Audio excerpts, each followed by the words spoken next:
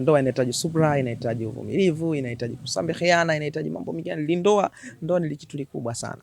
Ukiachana tuna ile kuoana. Kwa hiyo inatakiwa na subra. Ndio nikasema akifikisha miaka 2 basi mimi namwambia aje Tambu Motors, tamtafutia kibunju kimoja nitampa kama zawadi ya kudumu katika ndoa kwa muda mrefu. Mwanangu ni kwamba hata wale ambao wanasema hawezi sasa ameweza.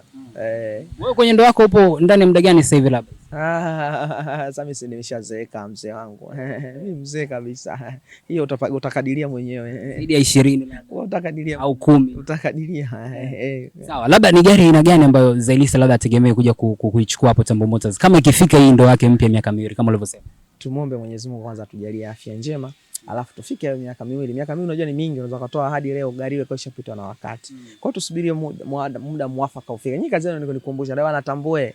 Bwana ndoa ya Zai sasa ina mwaka wa kwanza, mwaka wa pili ushafika. Sasa ile ahadi vipi? Na mimi siku na dini yetu Mwenyezi Mungu amesema mwenye kutoa ahadi lazima itekeleze. Mtaulizwa siku ya mwisho katika kutoa ahadi zenu.